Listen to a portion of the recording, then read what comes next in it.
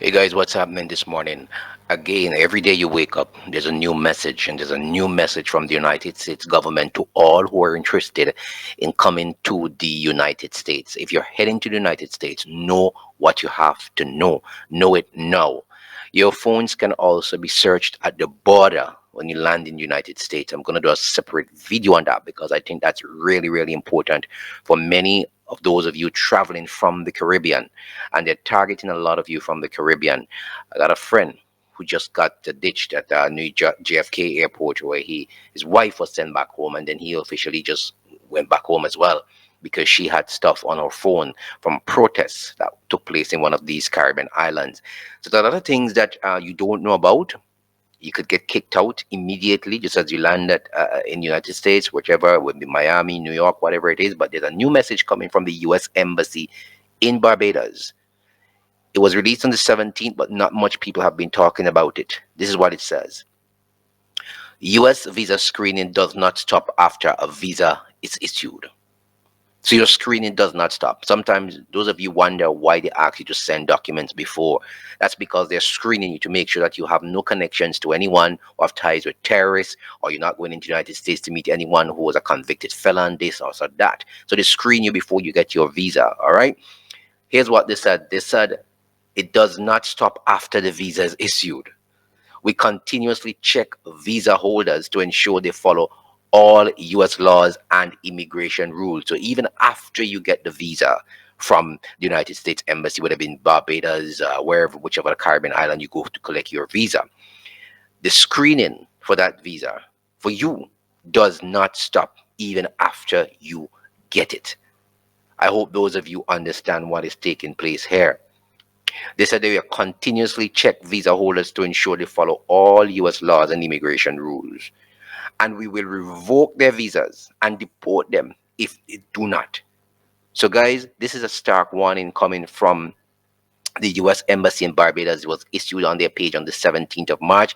It appears that not many people are following, but you have to follow because every day you get up, the United States is doing something new. There's a lot of things taking place. Like I just said to you, that your phone can be searched at the border.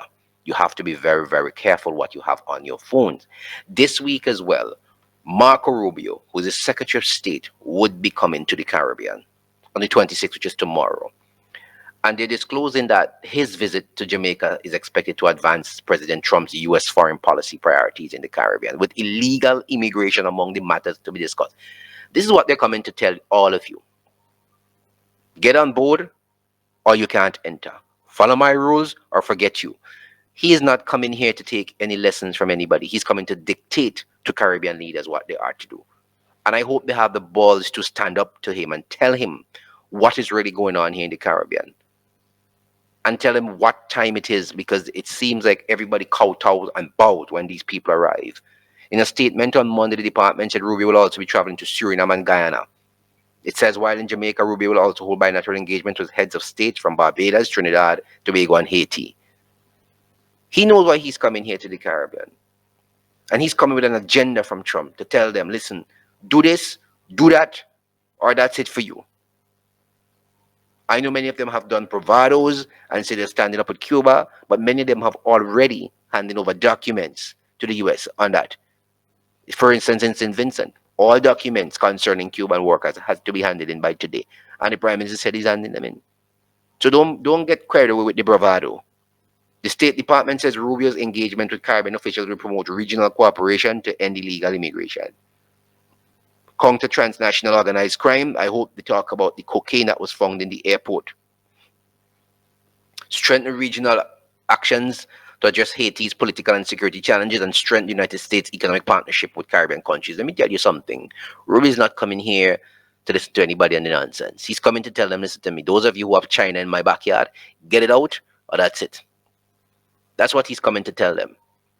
That's their real problem. It's not the Cuban medical thing. They're using that as a proxy to get to all these countries who are cozying up with China in the backyard of America. That's all. Nothing else.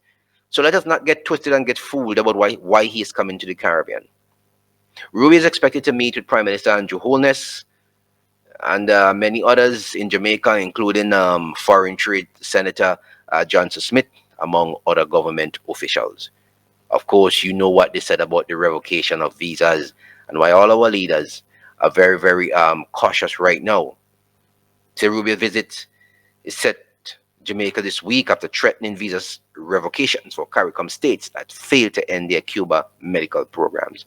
Recently, Johnson Smith asserted that Jamaica's Cuban Medical Cooperation Program is not an example of trafficking amid the U.S. visa revocations or restrictions on officials from countries that engage in Cuban healthcare workers. Johnson Smith said a review of the program was initiated before international scrutiny emerged and that improvements are being made to its administration. Let me tell you something.